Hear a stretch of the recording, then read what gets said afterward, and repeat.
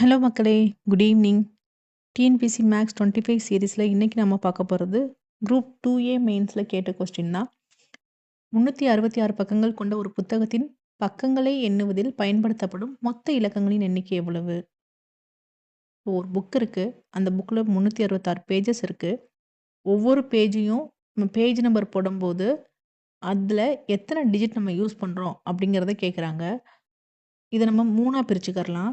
First 1 digit இருக்கிற மாரி பக்கம் எத்தன இருக்கும்? 1ல இருந்து 9 வரைக்கும் இருக்கும். அப்படி பார்த்தா, அத நான் 9 பேஜஸ் இருக்கும்.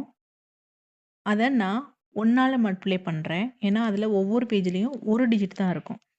அடுத்து 2 டிஜிட் இருக்கிற மாரி பக்கங்கள்ல 10ல இருந்து 99 வரைக்குமே வந்து 2 இலக்கங்கள் தான் இருக்கும்.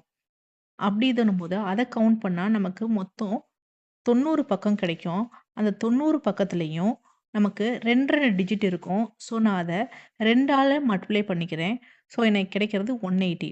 அடுத்து 3 இலக்கம் இருக்கிற பக்கங்கள் வந்து 100ல இருந்து 366 வரைக்கும் இருக்கும். இத கவுண்ட் பண்ணோம்னா, நமக்கு 267 பக்கம் இருக்கும். ஸோ, இந்த 267 பக்கத்துலயுமே ஒவ்வொரு பக்கத்துக்கும் 3, 3 டிஜிட் இருக்கும். ஸோ, நான் இத 3ஆல மல்டிப்ளை பண்ணிக்கிறேன். மல்டிப்ளை பண்ணா எனக்கு கிடைக்கிற ஆன்சர் 801. ஸோ, இது 3யவும் நம்ம ஆட் அப் பண்ணா நமக்கு கிடைக்கிறது 990 பேஜஸ். Sorry 990 digits. ஸோ, இந்த கொஸ்டினுக்கான ஆன்சர் 990.